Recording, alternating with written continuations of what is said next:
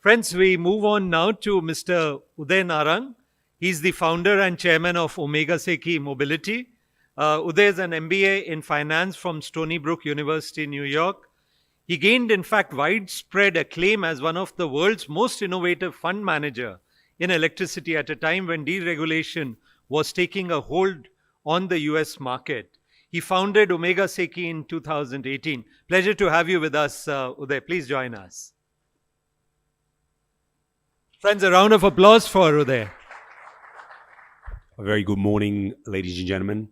Really proud to be here, and it's great to see what Future ICT is doing here. The city of Bangalore is a wonderful place, a very, forward-thinking, and I guess, I know it's not Frankfurt or Stuttgart, but I would say, for my years, across, it has got a chance to, be a much better city, and hopefully, we can get to where the traffic is better, in our cities as compared to Deutschland and many other places. Once again, thank you very much, and I just want to, talk a little bit about, Omega Seiki, and then we'll talk about what clearly what is impacting today is, in terms of mobility and how, electric mobility as a transport, electric vehicles as a transport are important. This is something that is very much happening in today, and the rate of movement towards this is very, very significant. Just want to say, Omega Seiki Mobility, I am the chairman of Omega Seiki Mobility. We have been in business since 2015, and we are a electric company we are the only electric company in this country that is doing the whole stack. We are doing 3-wheelers, 2-wheelers, and I'm very proud to say that we will be the first company to come out with 4-wheelers on the roads in very, very short order. Let me just make sure that I know how to use this. Just quickly, Rage Plus is one of our main products at the moment that is applying in e-commerce companies across the country, and I'll speak a little bit more about that. The future of electricity, as you clearly see, the 18K vehicles sold in 2015, and now we've got over 155K. The government is encouraging a very, very massive, I have never seen the Indian government, whether it be at the central level or the state level, promote electrification. Every state is moving towards electrification. We've got about 15 states, but I'm seeing movement towards every state in terms of promoting electrification. This is a very, very positive, and I hope even just like Europe, we continue to move forward. Every OEM is now forced to go electric, and this is also something that I find that, the more in the electric field, one thing that I feel very, very strongly about is that there is no competition. The more, the merrier. And the key and the most important part in the electrification is that we have, the ecosystem building, which is very, very important. We want to build vehicles, but we also have to build charging stations. We've got to make sure that there is enough, there's enough supply of, supply chains are a big problem right now. So, powertrain manufacturers, motor makers, all the people have to work together to build India into a very, very strong powerhouse for electrification. We are seeing fleet owners, and this is something very, very important. I am seeing logistics player. The logistic play in this country is very, very archaic. And I think electrification can make a big change. And with fuel prices at 140, obviously it's come off a little bit in the last few days, is clearly telling us that electrification is the way to go. Robust growth, you're seeing all sorts of players coming, and international players are coming. The PLI schemes by the government, whether it is in the, the battery side, whether it is in the automotive parts side. So there is a whole lot of activity going on. And I think in the last 50 to 60 years of automobile in this country, there is a whole big change coming. And I'm very excited to be part of it. You're seeing about 300 to 400 million vehicles by 2030. You are seeing a very, very big move in our country in three-wheelers and two-wheelers.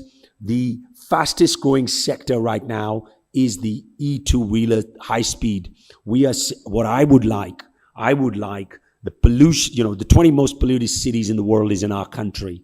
And how do we reduce that for a better future, not just for ourselves, but the future generations, is to move towards electrification. I'm not saying that's only automobiles, but I think we can make a big difference in that space by moving towards two-wheelers and three-wheelers. And obviously four-wheelers, we feel, which we are going to lead it, is going to be in about 30% by 2030.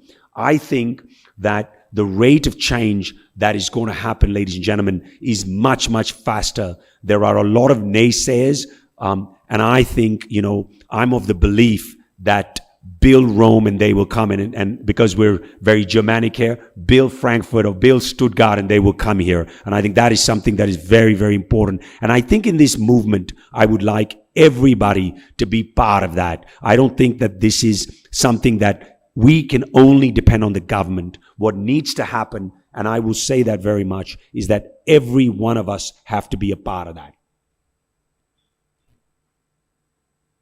Obviously, Omega Seiki is, I just want to give you a little bit of our journey and how fast we have moved because of, limitation of time. I'll go a bit quicker. We launched Rage Plus in 2020. Then we came up with Rage Plus Frost. We saw the problems that we had in terms of COVID. We came up with the first electric frozen three-wheeler in the country, which could do minus 10 degrees, where vaccine deliveries, where food, where better quality of hygiene can be provided in this country. So we came up with that. Then we launched a passenger three-wheeler, and now we are launching four-wheelers in this country. The other thing which we worked very hard on is to work on backward integration in terms of powertrains, motors, batteries. And we've done international alliances with the Koreans, with the Israelis, and in many, many European countries, as well as in the Far East. We have got at the moment, for the B2C, 85 dealerships. I'm in Hyderabad tomorrow. We'll be 100 by the end of March, and we have signed for 500. The key part is when we open dealerships, when we open service centers, when we open up charging stations across this country, that will only help in the B2C. And this is extremely important, ladies and gentlemen. And I think that is something that we are working at OSM ourselves. We are of the opinion, let's not just ask what the country can do for us, is what we can do for the country and lead from the front. We've also worked on service centers. We have a 24/7 service across the country because there has been a concern over the years. A lot of Chinese low-end material have been brought into this country. We saw some fires at the two-wheelers. The problem is we are providing quality products, and that is the only way we can get confidence in this country on these products. We've been focusing on manufacturing. We want to make sure that we have a national and international presence. We are building sites and factories all across this country. We are building factories in Africa, in the Far East. We are building a global cargo company. I've made a very bold statement. I'd love to be the Tesla of cargo from India. It's not that we're just making talk. We have worked very hard of building. I have alliances in Africa, in the Far East, in ASEAN, and we are looking at alliances in GCC also. We are building R&D centers across India. We have built them in the north. We have built them in the south. I've built an R&D center in Thailand. I've built one in Korea, and we are going to set up something in Europe very shortly also.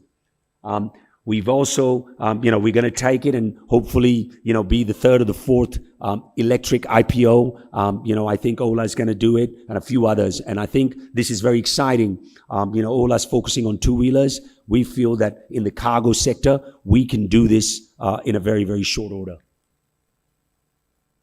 Omega Seiki Mobility. I want to show you something because a matter of time I'm seeing. Can you please play this video? This is a product that we built with Log9, which is a Bangalore company, which all you guys know. Powerful machines that help you complete them. We are bringing the next big marvel that will transform our country's transportation landscape. Introducing Rage Plus Rapid EV, a silent but powerful partner that will elevate you on your journeys ahead. With the Insta-Charge capability, spend no more time waiting and get fully charged in 35 minutes. Clock those valuable kilometers and stay ahead with a top speed of 50 kilometers per hour. Power your business one milestone at a time with a super driving range of up to 90 plus kilometers. Tap into battery technology that makes your infinite visions a reality with up to 6 years of battery life warranty. Time's running out. Book your Rage Plus Rapid EV now. Thank you very much. So you can clearly see this is not a prototype. These vehicles are running on the ground in Bangalore, in Chennai, and other places. We're very proud to say that, we're a company of alliances, and Log9, a homegrown Bangalore company, has worked with us. We have come up with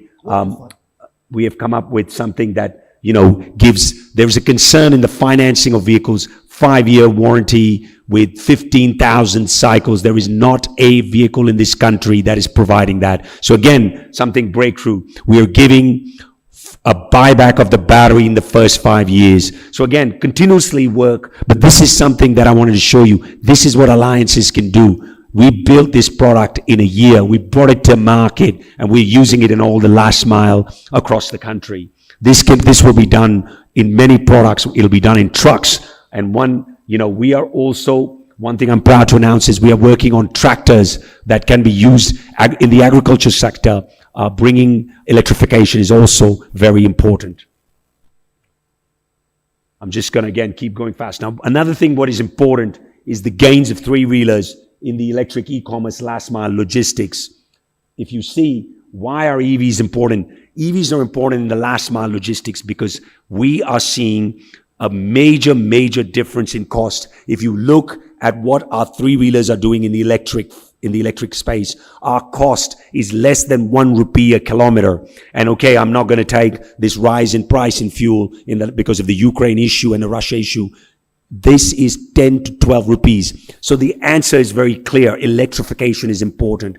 The other important part is green energy and sustainability. We've got to reduce pollution, and this plays a major role by bringing in three-wheelers, by bringing in trucks, by using mobility in electrification. This can make a big difference. Now in India, what matters, I know in Europe and in the US, environment is important, but I think in India what's most important is our last mile players need to say, how does it save money? How much money can I save in my pocket? If we can show that to them, they will make a change. So I think OSM is playing a big part in that. Also, socially responsive. We are seeing corporates, companies like, we all just hear about Amazon. It's a fantastic company, but we are seeing FedEx. We are seeing, I'll give you an example, a milk delivery, milk producer in Bihar is calling us and saying, can you please put up the infrastructure for 100 vehicles? Because the transport cost of milk is more than the price of milk. So there are people crying out for putting up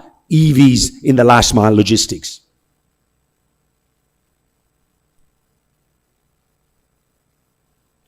Again, switching to electric vehicles in the last mile. Look, the adoption of EVs is coming in a very, very big way. I'll give you an example. This is our first year of operation. We spent a lot of time in R&D, and it was, we will sell about 1,800 vehicles. Next year, I have demand of over 20,000. So you can just see that the pattern is coming. The government is supporting in a big way. Again, I think because of shorter time, I'll just wrap it up in the sense that minimal fuel consumption, cost-efficient logistics, and convenient and easy way to manage. This is extremely important. And again, the true, last mile, you'll see whether it's the post, whether it is food, whether it's water or cylinders. We are building vehicles for the last mile, and we are seeing some very, very significant demand coming from this space. And OSM is providing vehicles to last mile. Our technology-based products using artificial intelligence is also helping in logistics in a big way. Again, we've got Uno Express, which is running vehicles all across this country. We've all the big customers. We've one important part, 12,000 kilometers. We're running 1 million kilometers across major cities, and we're saving 1,200 tons of CO every month.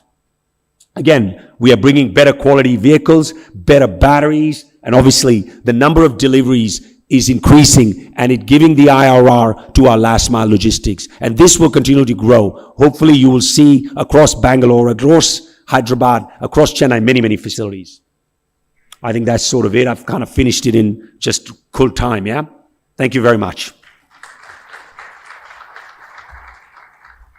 Thank you. Thank you very much, Uday. I think a very interesting presentation, and congratulations for the tremendous work you're doing. And in fact, Log9 friends, some of you may recollect they were part of this very same seminar last year. So I think compliments to Jose that you could get them to this seminar and they could also benefit with this connectivity.